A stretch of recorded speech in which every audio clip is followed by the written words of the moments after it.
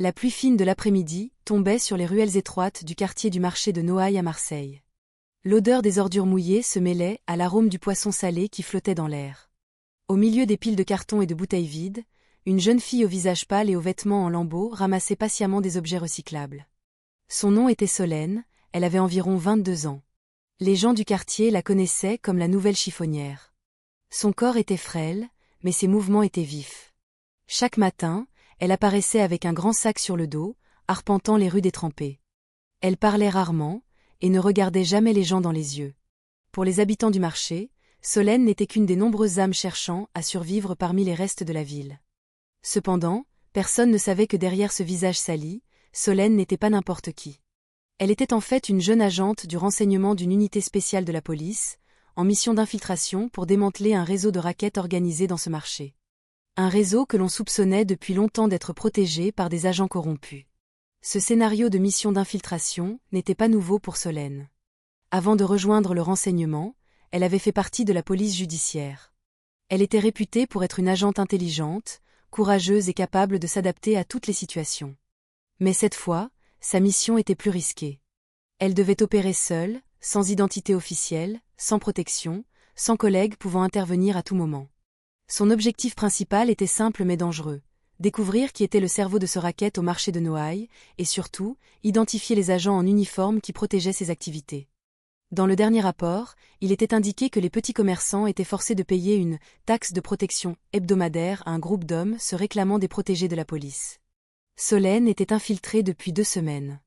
Elle vivait dans un petit studio insalubre à l'arrière du marché, un endroit où même la lumière du soleil hésitait à entrer.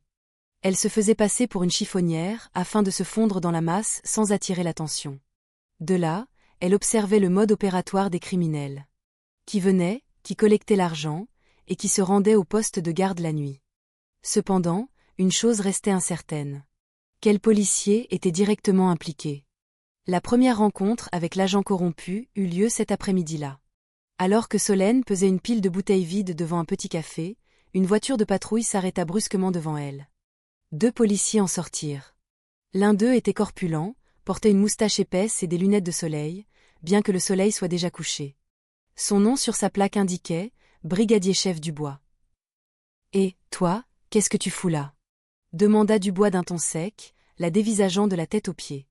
Solène baissa la tête poliment. « Je ramasse juste des bouteilles, monsieur. » Dubois ricana et donna un coup de pied dans le sac à côté de Solène. « C'est mon secteur, ici.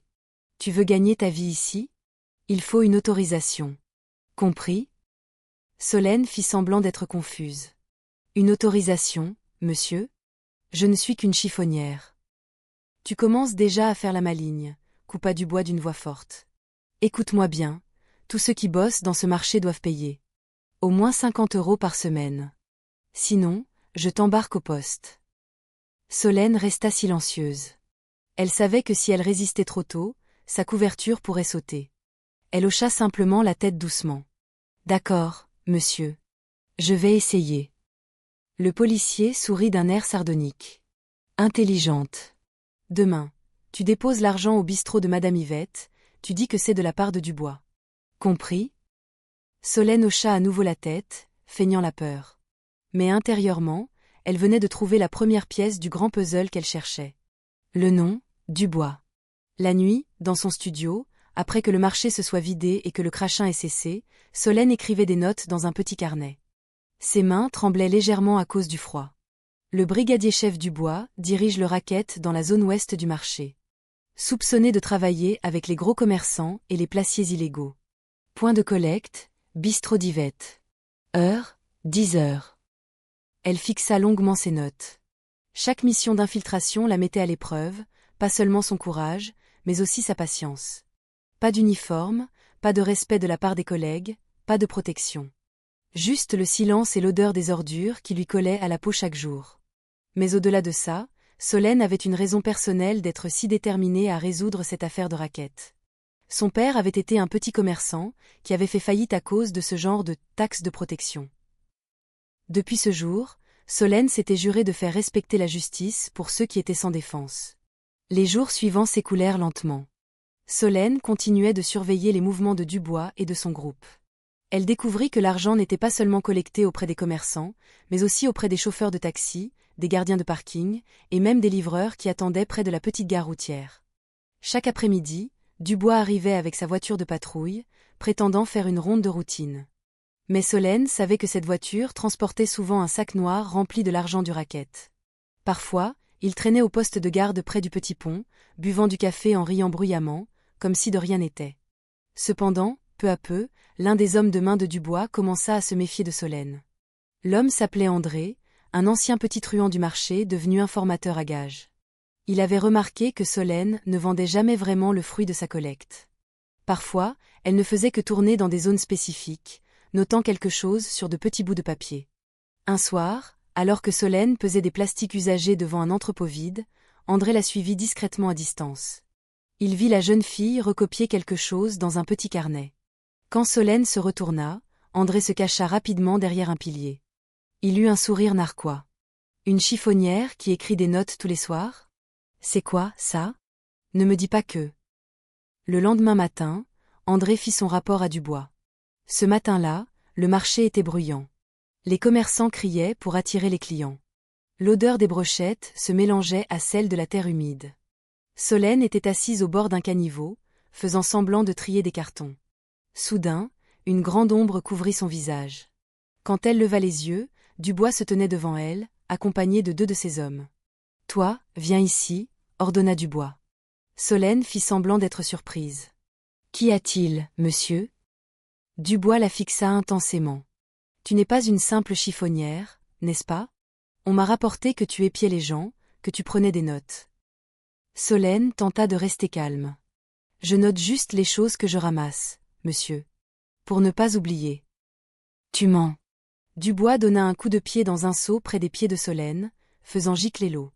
Les gens du marché commencèrent à se tourner vers eux. Certains poissonniers faisaient semblant d'être occupés, mais il était clair qu'ils observaient la scène. « Je te donne un avertissement, » dit Dubois en se penchant pour regarder Solène de près. « Ne te mêle pas des affaires de ce marché. Si je te vois refaire un truc bizarre, tu vas le regretter. » Solène déglutit. Devant tant de gens, elle ne pouvait que baisser la tête. Mais à l'intérieur, sa colère montait. Elle savait que cette menace n'était pas à prendre à la légère. Après cet incident, Solène retourna à son studio, les mains tremblantes. Elle regarda son visage dans un petit miroir. Un visage sale, des cheveux emmêlés, mais son regard restait vif. Dans son esprit, des souvenirs d'enfance refirent surface. Elle se souvint de son père, un vendeur de fruits sur un marché de province. Chaque semaine, des hommes en uniforme venaient réclamer de l'argent. Quand son père refusa, son étal fut détruit cette nuit-là. À partir de là, la vie de sa famille changea.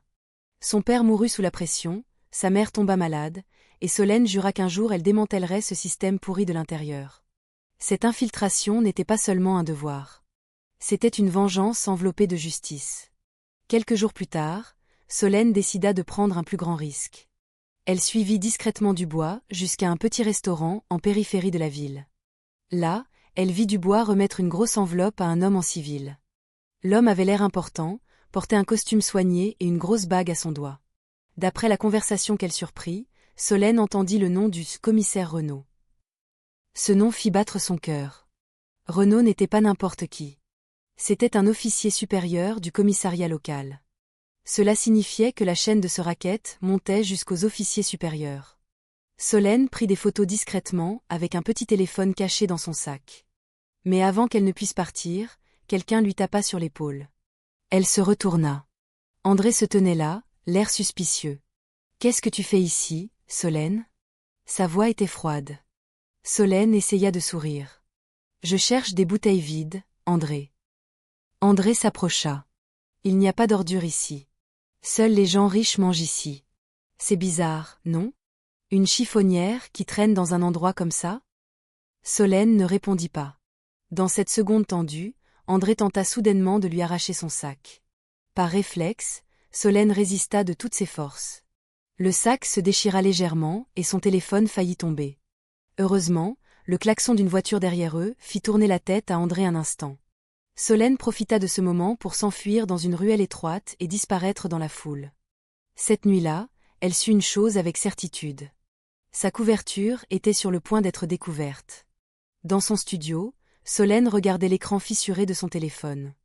Les photos qu'elle avait prises étaient assez claires, montrant la rencontre entre Dubois et le commissaire Renaud. C'était une preuve solide, mais pas suffisante pour les faire tomber. Elle avait besoin d'enregistrements audio, de transactions directes et de témoins. Mais le temps pressait. Si André faisait un rapport complet, Dubois agirait dès le lendemain matin.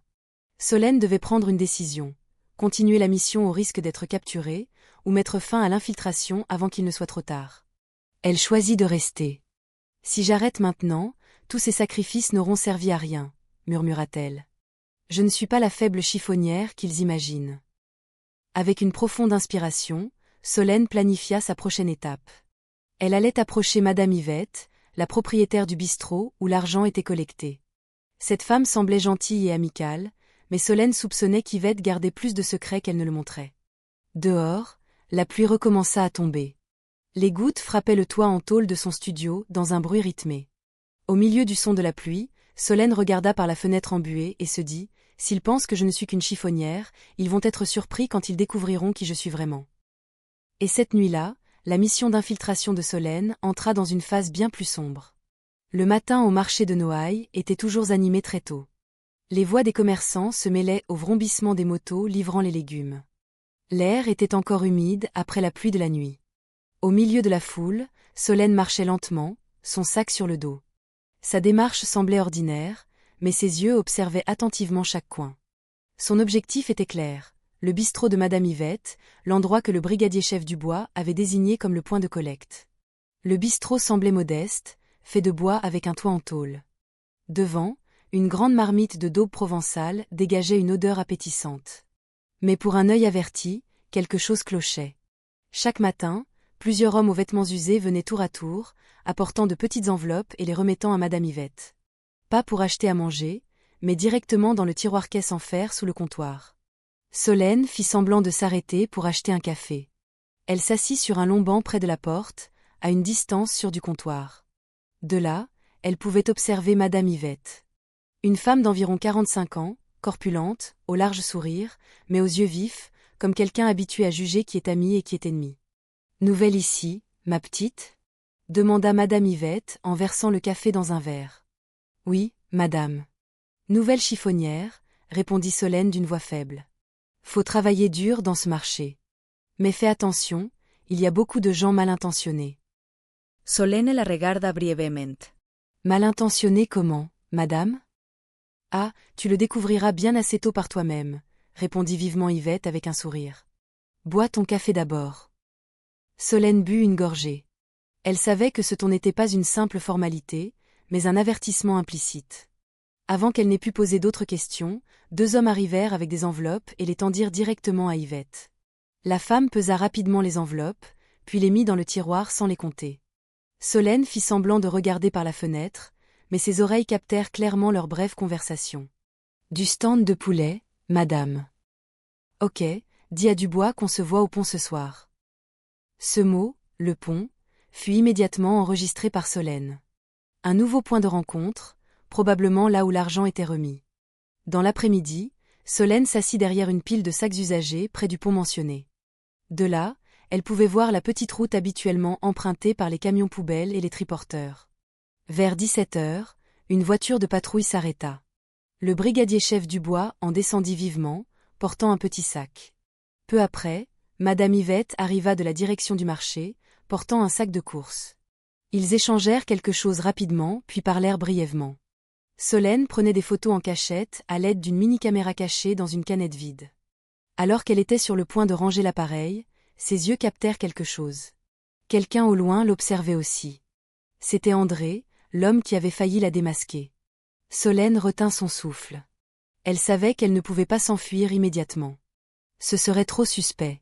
Elle continua donc à faire semblant de trier les ordures tout en comptant chaque seconde. André s'approcha. Ses pas étaient lourds mais assurés. À son visage, Solène comprit qu'il était certain de ses soupçons. Lorsqu'il ne fut plus qu'à quelques mètres, André parla d'une voix basse mais aiguë. « Tu fais toujours semblant de chercher des bouteilles, Solène ?» Solène ne le regarda pas. « Oui, André. C'est mon travail. » André s'accroupit à côté d'elle, la regardant droit dans les yeux. C'est bizarre. Quelle chiffonnière cache une caméra minuscule dans une canette? Le cœur de Solène sembla s'arrêter. Par réflexe, elle attrapa la canette et tenta de la cacher derrière un sac. Mais la main d'André fut plus rapide. Il attrapa la canette, l'ouvrit et y trouva la caméra. « Je savais qu'il y avait un truc qui clochait chez toi », s'exclama André en se relevant. Sa voix forte fit se retourner Dubois et Yvette au loin. En une fraction de seconde, Solène sut que sa couverture était officiellement grillée. Dubois cria de colère. « Atrapez-la. » Ne la laissez pas s'échapper. Solène se mit immédiatement à courir vers le marché, fendant la foule. Les commerçants et les acheteurs crièrent en voyant deux hommes en uniforme poursuivre une chiffonnière qui courait de toutes ses forces, son sac à la main. La rue était boueuse et elle faillit glisser plusieurs fois. Mais l'adrénaline la faisait continuer. Dubois sortit son arme mais ne pouvait pas tirer dans une zone aussi fréquentée. Il se contenta de crier « Arrête-toi !» Le matin au marché de Noailles était toujours bruyant. Les voix des commerçants s'entrecroisaient.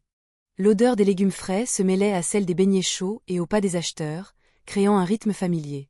Parmi les étals bondés se trouvait une vendeuse de légumes nommée Madame Jeanne, une femme d'âge moyen qui gagnait sa vie ici depuis 20 ans. Son visage était serein, ses mains usées par le travail, mais son sourire ne s'effaçait jamais. « Elles sont fraîches mes tomates, madame », disait-elle en arrangeant sa marchandise. Les clients la connaissaient bien. Madame Jeanne n'était pas seulement honnête, elle aidait souvent les gens en difficulté. Si une mère de famille n'avait pas encore d'argent, elle disait souvent « Payez demain, madame. » L'argent, ça tourne. Cependant, cette atmosphère paisible avait lentement changé ces derniers mois, depuis qu'un policier nommé brigadier Durand venait souvent au marché. Durand, un homme corpulent à la moustache épaisse et à la voix forte, était connu pour son arrogance. Au début, il venait sous prétexte d'assurer la sécurité du marché. Mais peu à peu, tout le monde comprit que ses intentions n'étaient pas celles-là. Il demandait souvent de l'argent de « protection » aux commerçants. La somme n'était pas énorme, mais pour les petits commerçants, c'était lourd. « C'est que 50 €, madame. Juste pour assurer la sécurité de votre étal ici. » C'est ce qu'il disait à chaque fois qu'il venait, en tapotant sur les tables des étals. Certains commerçants, par peur des ennuis, préféraient payer. Mais pas madame Jeanne. Un matin, alors que le soleil se levait à peine et que la brume flottait encore entre les toits en tôle des kiosques, Durand arriva d'un pas lourd. Son uniforme semblait froissé, mais le pistolet à sa ceinture était bien visible. Plusieurs commerçants baissèrent immédiatement la tête, faisant semblant d'être occupés. Ils savaient que si Durand venait, quelqu'un allait encore se faire racketter. « Madame Jean. » Sa voix résonna. « Ça fait 2 semaines que vous n'avez pas payé. Vous attendez que je me fâche pour payer ?» Madame Jeanne arrêta de ranger ses épinards. « Monsieur Durand, je vous l'ai déjà dit, je suis une petite commerçante. Si je dois payer 50 € chaque semaine, il ne me restera plus rien de mes ventes. Allons, pas d'excuses.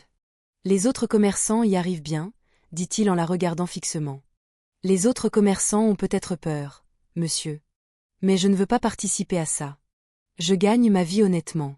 Il n'y a aucune raison de payer quelqu'un qui vient juste crier. » Le silence se fit instantanément. Quelques autres commerçants firent semblant de ne pas entendre, mais leurs yeux trahissaient leur tension. Personne n'osait affronter Durand, encore moins défendre Madame Jeanne. Durand s'approcha, son ton devenant plus dur. « Ne faites pas la maligne, madame. Je peux fermer cet étal quand je veux. »« Allez-y, monsieur, » répondit Jeanne, calmement. « Si vous avez vraiment l'autorité de fermer l'étal de quelqu'un qui gagne sa vie honnêtement. » Sa voix était douce mais ferme. C'est ce qui offensa encore plus Durand. Il se sentait rabaissé devant tout le monde. « Ne jouez pas les saintes, madame. Je demande juste de l'argent pour la sécurité, pas l'aumône. »« Mais ce que vous faites, c'est du racket, » affirma Madame Jeanne. « Je ne paierai pas. » Durand frappa du poing la table en bois. Plusieurs tomates tombèrent et roulèrent sur le sol. « Vous croyez que j'ai peur qu'on me dénonce ? Hein ?» À ce moment-là, les commerçants savaient que Durand était hors de lui. Mais avant qu'il ne puisse aller plus loin, un homme de l'étal voisin, M. Robert, le volailler, se leva. Il était trapu, le visage dur, mais parlait habituellement doucement. « Monsieur, ne soyez pas grossier avec Madame Jeanne. Nous savons tous ici qui gagne sa vie honnêtement, et qui veut juste profiter des autres, » dit-il lentement mais distinctement.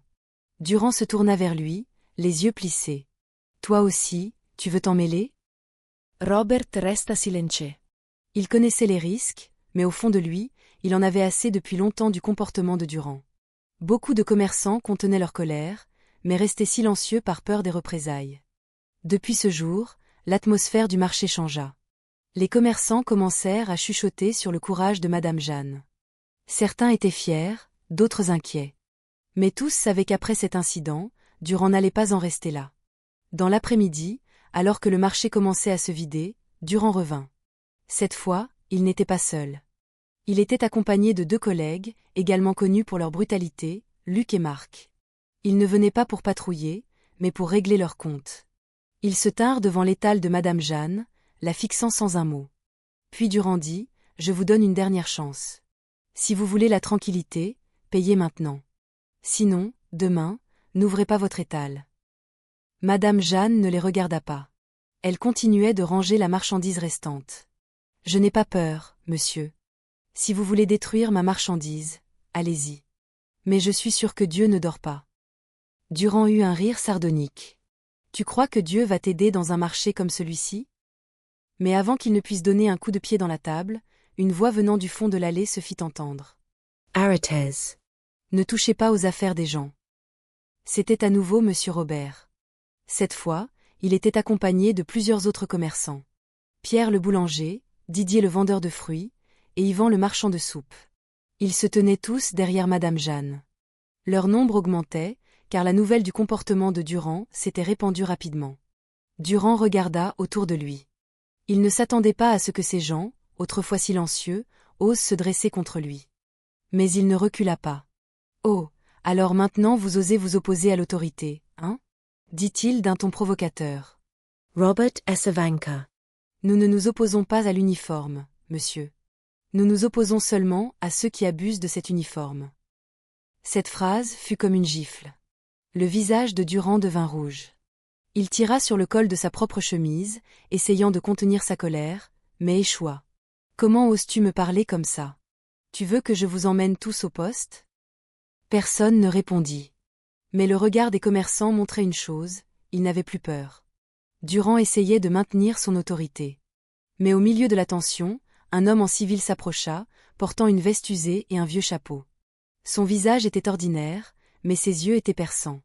Il s'approcha de Durand et dit calmement : « Monsieur, vous devriez partir maintenant. »« T'es qui, toi » aboya Durand. L'homme sortit une carte d'identité de sa poche. En un instant, tout le monde se tut. Sur la carte était écrit « IGPN, Inspection Générale de la Police Nationale ». Durand resta bouche bée. Luc et Marc reculèrent instinctivement d'un pas.